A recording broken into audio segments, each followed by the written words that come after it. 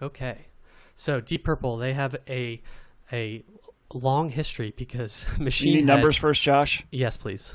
65 in the 1970s, number 7 in 1972, 268 of all time, and sadly, it's not on the Rolling Stone list at all. Oh, wow.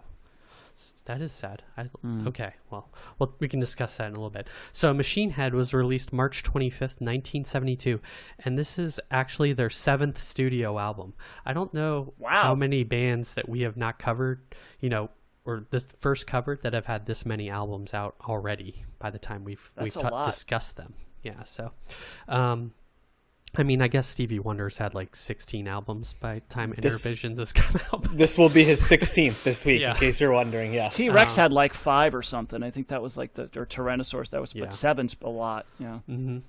So first formed in 1968 in London, there have been many different lineups of this band, and they are still active as of today. They released an album in 2020, in fact, and Ian Gillan, who's the vocalist on this iteration that we're talking about today, said that there are no plans to retire as of this point.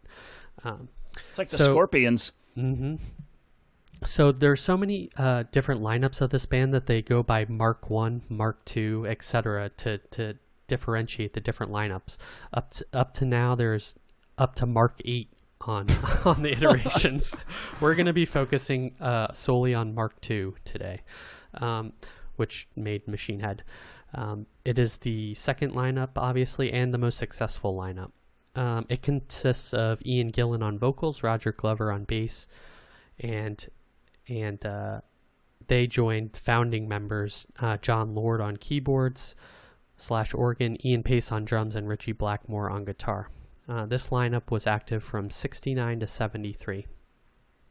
But let's back up a little bit. The original members of the band were all musicians from different bands. It wasn't an instance where, like some of the other people, like The Who and stuff, they knew each other in school and then formed a band. They were all working in different capacities for other bands that were not as successful as Deep Purple became. The first to join the band was Hammond organ player John Lord, who died in 2012, and I mentioned that because it will come up later. But him and the other original members then suggested Richie Blackmore join the band, as he was a working session musician at the time who was becoming somewhat well-known. The other original members were Nick Simper on bass, Ian Pace on drums, and Rod Evans on vocals. And then Richie Blackmore suggested the name Deep Purple after his grandmother's favorite song, which I was trying to find what that song was, but I couldn't find it. They released their debut album in May of '68, titled Shades of Deep Purple, and they had some success and were a support act on Cream's Goodbye Tour. Their second album was released on October '68 and was titled The Book of Talisman. And their third album... Jump in real quick? Mm-hmm. Didn't somebody play... open for Cream on that last farewell show that we've covered? Oh, that's gonna drive me nuts. I don't know. I'm pretty sure somebody did. I'll have to look that up. I'm sorry, John. I was just wondering if you guys remember who that was. Yep. Mm-mm. In March of '69, their third album was released, and it was self-titled Deep Purple. And this was the last album by that Mark I original lineup. During the '69 American tour of the album, Lord, Blackmore, and Pace discussed taking the band in a heavier direction, and as a result, they kicked out Evans and Simper and brought in Ian Gillan on vocals, who was with another band called Episode 6, along with Roger Glover. Gillan said that he would only join if Glover came with him, so that made the Mark II lineup and essentially disbanded the band that they were in Episode 6. So sorry for those guys that were also in the band. In '69, they released the Mark II lineup released an album called Concerto for Group and Orchestra. So this has got some prog background. It was released with Deep Purple playing with the Royal Philharmonic Orchestra at Royal Albert Hall. And it was a 3-movement epic composed by John Lord, who was classically trained organist or keyboardist. And it was the first Deep Purple album to actually have any success in their native UK. Up until that point, they were successful in America, but not the UK. However, Gillan and Blackmore didn't like being known as, quote, the group that played with orchestras, and they wanted to keep going in the heavier direction that we know them for. After this, they toured more and more and released Deep Purple in rock in mid-1970, and this is the album that solidified their sound and what we know them as, at least from Machine Head. The album did well, especially in the UK, and then they quickly released their next album, Fireball, in the summer of 71, which hit #1 in the UK album charts. And while on the Fireball tour, they started performing songs that would wind up on Machine Head, including Highway Star. So, in December of 1971, the band was heading to Switzerland to record Machine Head. The album was due to be recorded at the Montreux Casino using the Rolling Stones mobile recording studio. But a fire at the casino by Frank Zappa and the Mothers of Invention playing at the time, which was caused by a man in the audience firing a flare gun into the ceiling, so caused the casino to burn down. This entire story... Was it Captain Beefheart? No, or what was the one guy's name in his band? Remember the African-American guy, I think he was? Oh, Jimmy Carl Black? The Indian of the group. Oh, the Indian of the group. That's right. Yeah, okay, gotcha. No, it was nobody in the Mothers of Invention or Frank Zappa. It was somebody in the crowd watching them, going crazy, apparently. Fair enough. There was a controlled evacuation and there were no fatalities, I would like to add, but the casino did I love burn the term. to It's very controlled unlike evacuation.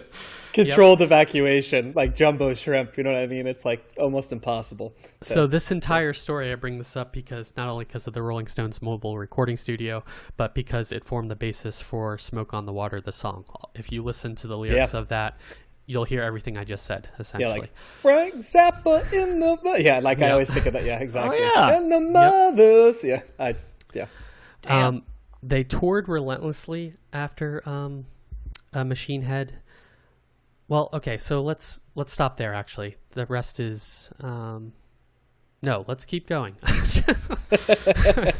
Machine Head was released in March of 1972, and it was the band's most successful album, hitting #1 in the UK and #7 in the US. It stayed on the Billboard chart for over 2 years.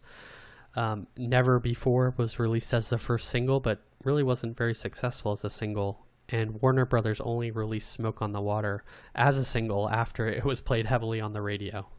So they didn't get they didn't pick up on the success of that. They released it as a single because it was being played on the radio? Yeah. That's weird. How does that work? I just love the A&R guy or the record company going like, we need a hook for this song. I just can't figure out what it is that catches people's attention with this song. Yeah, I know. Okay, so that's where we're going to stop for now. I have a little bit of post story, but Machine Head, had you heard it, and how did it blow your mind? Matt, let's go with you. I had not heard it. It did not blow my mind, although I did like it quite a bit. Obviously, I knew Smoke on the Water, and you imagine being the flare guy, the guy that like fired the flares. Like, I am responsible for would that riff and that song exist without flare guy? No, that's pretty amazing. That's true. That riff is like. It's John. You talk about the dudes in the college dorm like trying to figure out stuff like on the guitar. Like that's one of the first things that anybody learns to play on guitar. The Beavis and Butthead. I posted that on Twitter right before the episode. Funny. The Beavis and Butthead like always singing that. But that along with the Layla lick, that might be the most iconic guitar riff that we've covered in this entire run of the series. I'd put a throw in for Bitch as well. That's a pretty damn. I put this in Layla ahead. I love the riff for Bitch, but that didn't get near the amount of. This is omnipresent for this riff. Yeah, I'm not talking about famous, not correct, like best. correct. Okay, like classic, all time, guitar riffs that just everybody knows. I think an average person would know Smoke on the Water just because of the riff. Yes, or at least know the name of the song, right? Right, exactly. I think I like the parts of this record that weren't as bluesy. The ones that kind of were just okay for me were like the more bluesy songs, like mainly Maybe I'm a Leo and Lazy. They're good. Lazy's a bit long, but part of that reason is because it starts with a pretty long instrumental. It takes them a while to get into it, which is fine. And they're very good at it, right? It's just when I hear those songs, to me, it's a little bit more of a dated kind of. That sounds like more of a '70s classic rock blues sound. It's fine. It doesn't. Josh is shaking his head. He's totally disagreeing. That's fine. I'm not saying I hated it. It's good, but like the stuff that I gravitated more towards was something like Highway Star, Pictures of Home. I liked those songs were more interesting to me, and that's where I was seeing the proto metal. Like the guitar solo on Highway Star is like that's a metal guitar solo. You know what I mean? Sure. There's parts of Pictures of Home that reminded me of some of those Black Sabbath albums that we covered earlier too. And really like Never Before. I don't know what Space Truckin' is, but I kind of want to try it after. Yeah, Josh has got a space truck behind him now, so Space Truckin'.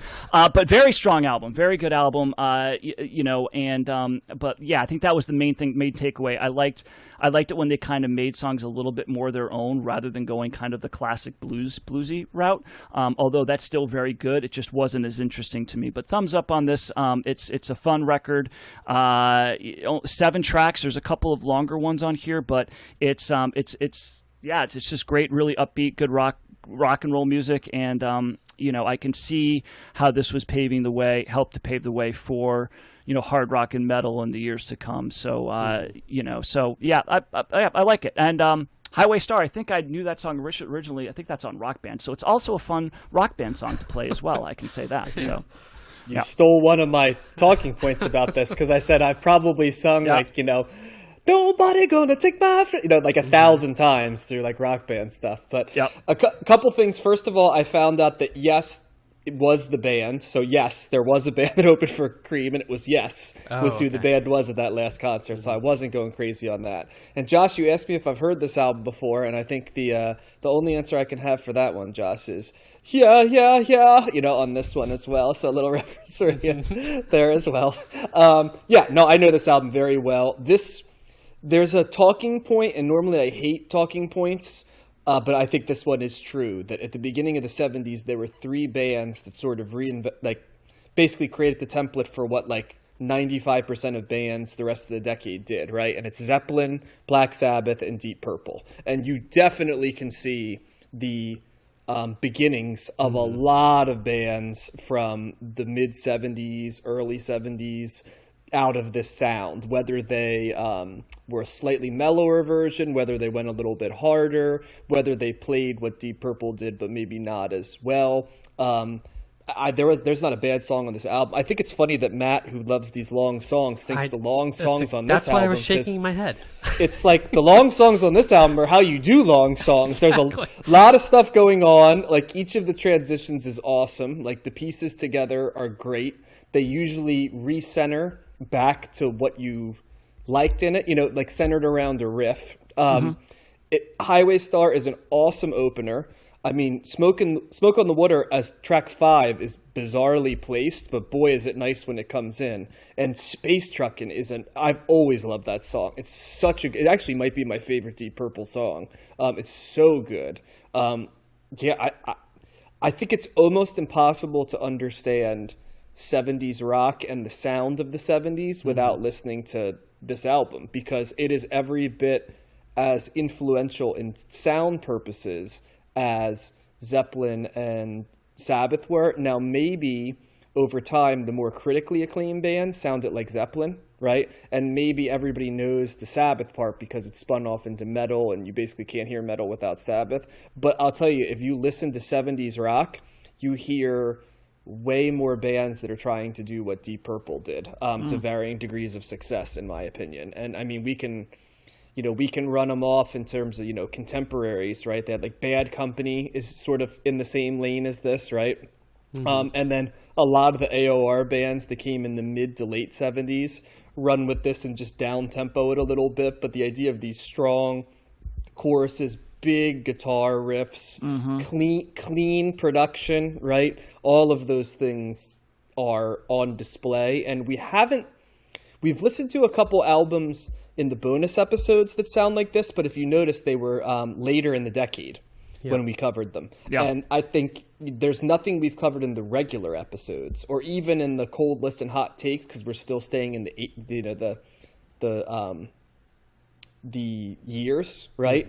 So we're still in the same year that pretty much this one is in, but we're going to start to hear a lot more albums that sound like this in the bonus episodes as we head to the mid 70s. And even some things that we're going to do full bios for that owe a lot to this. So strong recommendation for me. I really like this album.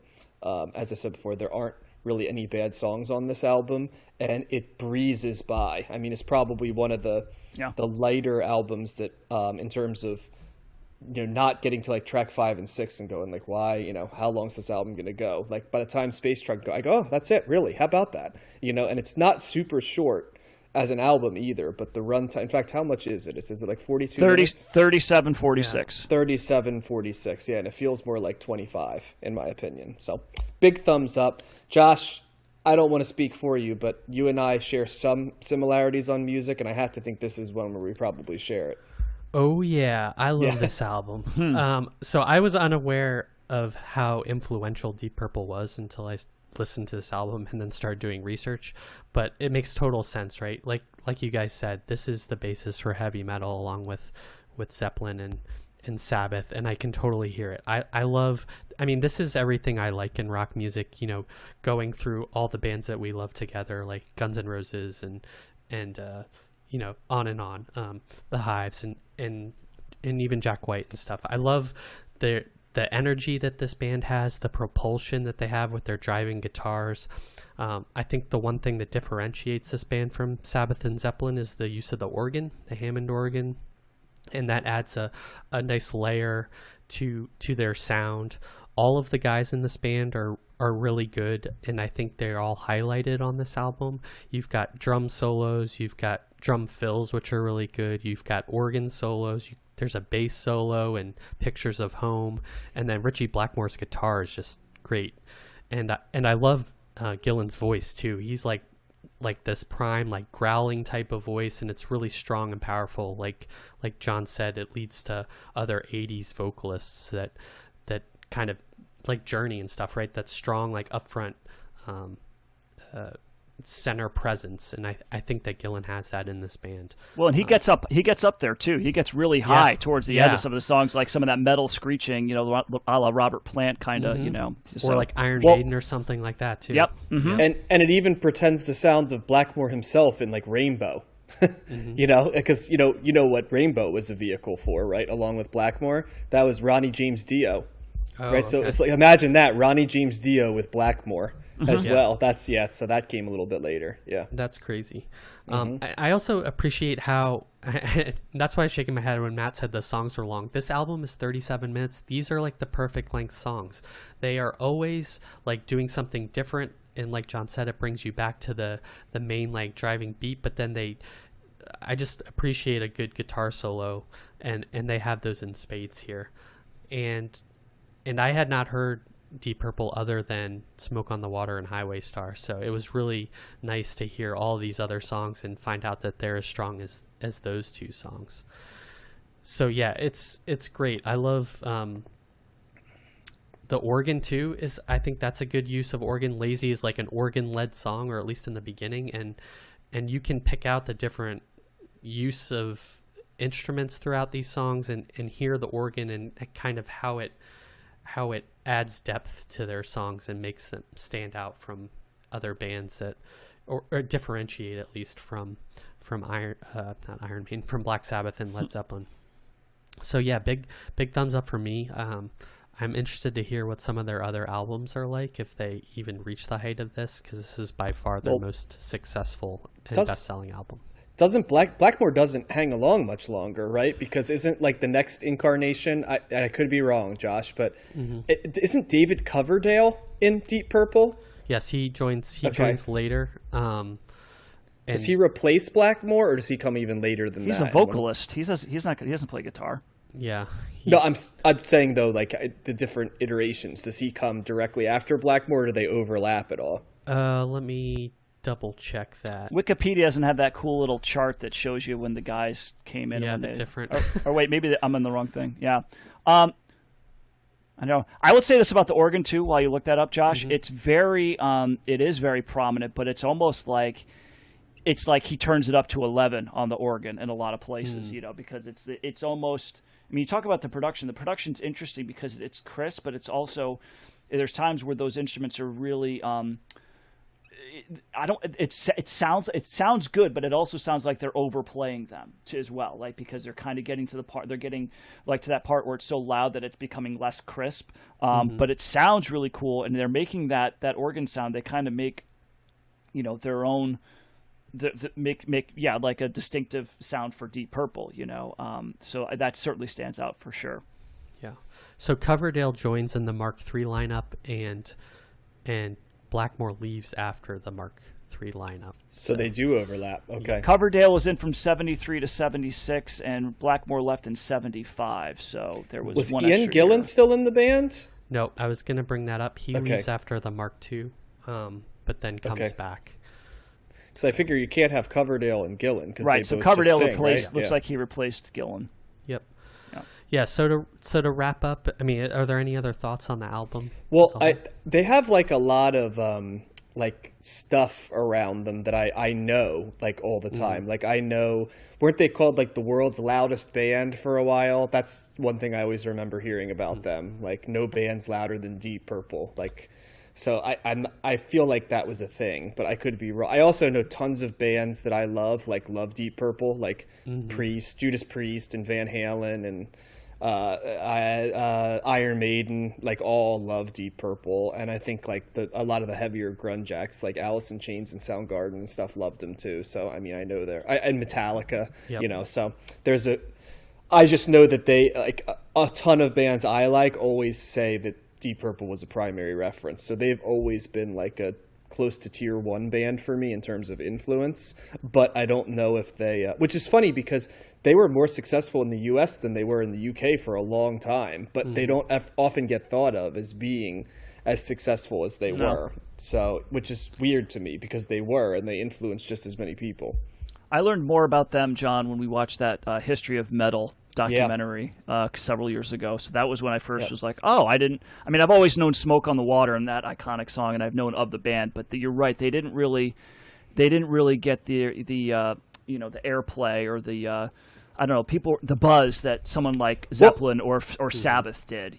Those are acts that stood out to me way more than Deep Purple ever did. But I think if in the time they might have, it's just like history has shown that they, Zeppelin for whatever, and Sabbath had the iconography, right? And probably because Deep Purple was changing their lineup all the time, right? Where original Sabbath wrote it out longer, and Zeppelin was the same band the whole time. So that could be it too, Yeah. They weren't as pretty either, and as Zeppelin was, right? And they weren't as tabloid heavy, as Black Sabbath was. So yeah, they're kind of in this weird middle ground compared if you had Zeppelin and Sabbath on the ends. So they were too normal. Yeah, maybe so. Yeah.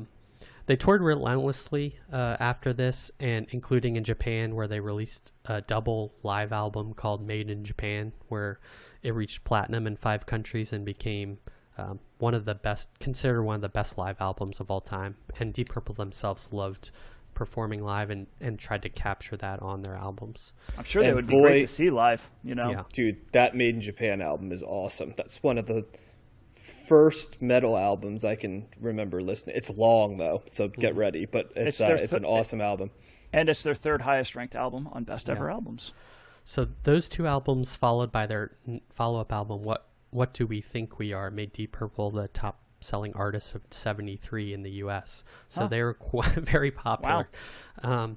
And then due to tensions in the band and exhaustion from touring, Gillan and Glover quit the band, arguably at the band's peak, and that ended the Mark II era of the band.